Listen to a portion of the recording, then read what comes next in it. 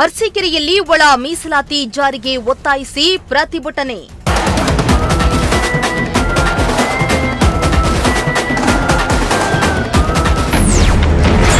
ರಸ್ತೆ ತಡೆದು ರಾಜ್ಯ ಸರ್ಕಾರದ ವಿರುದ್ಧ ಪ್ರತಿಭಟನಾಕಾರರ ಆಕ್ರೋಶ.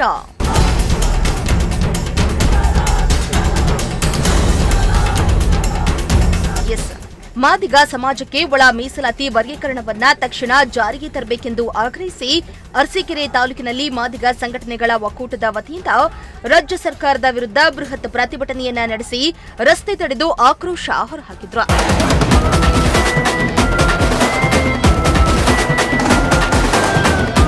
ಇನ್ನು ಮಾದಿಗ ಮೀಸಲು ಹೋರಾಟ ಸಮಿತಿಯ ಅಧ್ಯಕ್ಷ ಎಪಿ ಚಂದ್ರಯ್ಯ ಮಾತನಾಡಿ, ನಾವು ಕಳೆದ 35 ವರ್ಷಗಳಿಂದಲೂ ಒಳ ಮೀಸಲಾತಿಗಾಗಿ ಹೋರಾಟ ಮಾಡ್ತಾ ಬಂದಿದ್ದೇವೆ.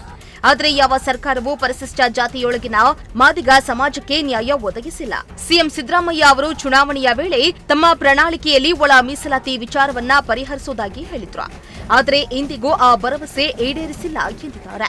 ಕಳೆದ 35 ವರ್ಷಗಳಿಂದ ನಾವು ಈ ರಾಜ್ಯದಲ್ಲಿ ಹೋರಾಟ ಮಾಡ್ಕೊಂಡು ಬಂದ್ವಿ. ನಮ್ಮ ನಾಡಿದ ಎಲ್ಲ ಸರ್ಕಾರಗಳು ಕೂಡ ಪರಿಶಿಷ್ಟ ಜಾತಿಯಲ್ಲಿ ಮಾದಿಗ ಜನಾಂಗಕ್ಕೆ ಅನ್ಯಾಯ ಆಗಿದೆ ಅಂತ ಹೇಳಿದ್ರೆ ಯಾರು ಕೂಡ ನಮ್ಮ ಪರವಾಗಿ ಇರಲಿಲ್ಲ. ಕಾಂಗ್ರೆಸ್ ಸರ್ಕಾರ ಸಿದ್ದರಾಮಯ್ಯನವರು ತಮ್ಮ ಚುನಾವಣೆ ಪ್ರಣಾಳಿಕೆಯಲ್ಲಿ ಪರಿಶಿಷ್ಟ ಜಾತಿಯಲ್ಲಿ ಒಳ ಮೀಸಲಾತಿ ನಾವು ಕೊಡ್ತೀವಿ ಪರಿಶಿಷ್ಟ ಜಾತಿಗೆ ಅಂತ ಹೇಳಿದ್ರು. ಹಾಗೆಯೇ ಅವರು ನಾಗಮೋಹನ್ ದಾಸನ್ನ ಒಂದು ನ್ಯಾಯಮೂರ್ತಿ ನಾಗಮೋಹನ್ ದಾಸನ್ನ ನೇಮಕ ಮಾಡಿದರು. ನಾಗಮೋಹನ್ ದಾಸ್ ವರದಿನ ಕೊಟ್ಟು ಪರಿಶಿಷ್ಟ ಜಾತಿಯಲ್ಲಿ ಮಾದಿಗ ಜನಾಂಗಕ್ಕೆ 6, ವಲಯ ಸಾಮಾಜಿಕ ಜಾತಿಗಳಿಗೆ 5, ಗೋವಿ ಪರಮ ಪಕ್ಷ ಇತರೆ ಸಮುದಾಯಗಳೆಲ್ಲ ಸೇರಿ 5% ಅನ್ನು ಕೊಟ್ಟು ಈಗಾಗಲೇ ಕೊಟ್ಟಂಥದ್ದು ಕೇಂದ್ರ ಸರ್ಕಾರ 50% ಮೀರಂಗಿಲ್ಲ ಅಂತ ಸುಪ್ರೀಂ ಕೋರ್ಟ್ ಆದೇಶ ಇದೆ ಅಂತ ಹೇಳ್ಬಿಟ್ಟು ಅದನ್ನು ಮಾಡಿ ತಡೆ ಒಡ್ಡಿದ್ರು. ಈಗಾಗಲೇ ರಾಜ್ಯಪಾಲರು ಕೂಡ ಇದಕ್ಕೆ ಸಹಿನ ಮಾಡಿದರು. ಈಗ 50% ಮೀರಬಾರ್ದು ಅನ್ನೋದನ್ನ ಉದ್ದೇಶನ ಇಟ್ಕೊಂಡು ಸರ್ಕಾರ ಒಳ ಮೀಸಲಾತಿನ ಕೊಡದೇನೆ ಹಿಂದಿನ 15% ಒಳ ಮೀಸಲಾತಿನ ಕೊಡೋದಕ್ಕೆ ರಾಜ್ಯ ಸರ್ಕಾರ ಹೊರಟಿದೆ. ಈಗಾಗಲೇ 56,000ಕ್ಕೂ ಹೆಚ್ಚು ಅಧಿಕ ಸರ್ಕಾರಿ ಹುದ್ದೆಗಳನ್ನ ತುಂಬಕ್ಕೆ ಹೊರಟಿದೆ. ನಾವು ಅದರಲ್ಲಿ 15% ಮೀಸಲಾತಿ ನಮಗೆ ಮಾದಿಗರ ಪರ್ಸೆಂಟೇಜ್ ಕೊಡಿ ಅಂತ ಕೇಳ್ತಿದ್ವಿ. ನಾವು ಬೇರೆ ಏನೂ ಕೇಳ್ತಾ ಇಲ್ಲ. ಈ ರಾಜ್ಯದಲ್ಲಿ ಮಾದಿಗ ದಂಡೋರ ಸಮಿತಿಯು ಕರ್ನಾಟಕದಲ್ಲಿ ಒಳ ಮೀಸಲಾತಿಗಾಗಿ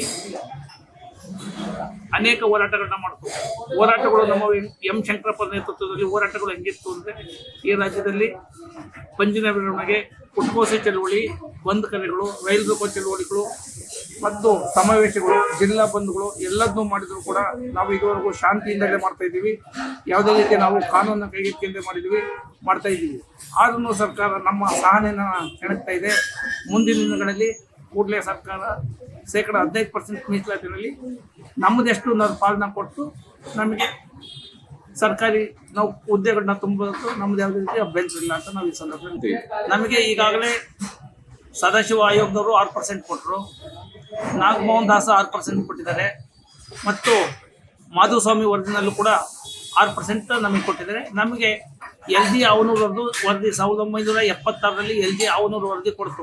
ಪರಿಶಿಷ್ಟ ಜಾತಿನಲ್ಲಿ ಇವರು ಮಾದಿಗ ಜನಾಂಗದವರು 57.4% ಇದ್ದಾರೆ. ಇವರಿಗೆ 8.5% ಕೊಡಬೇಕು ಅಂತ ಹೇಳಿದ್ರು.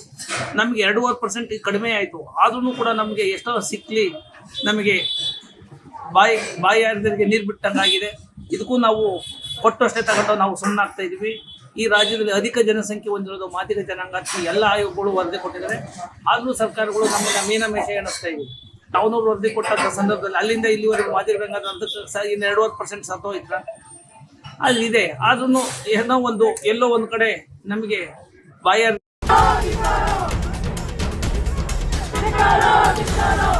ಇನ್ನು ಸರ್ಕಾರ ಒಳ ಮೀಸಲಾತಿ ವಿಚಾರವನ್ನ ತಕ್ಷಣ ಬಗೆಹರಿಸದಿದ್ದರೆ ಮುಂದಿನ ದಿನಗಳಲ್ಲಿ ಉಗ್ರ ಹೋರಾಟ ಕೈಗೊಳ್ಳಲಾಗುವುದೆಂದು ಪ್ರತಿಭಟನಾಕಾರರು ಎಚ್ಚರಿಕೆಯನ್ನ ನೀಡಿದ್ರು.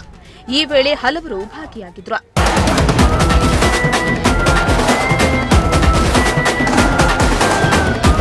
MD Nasar, Prajashakti TV, Arsikere.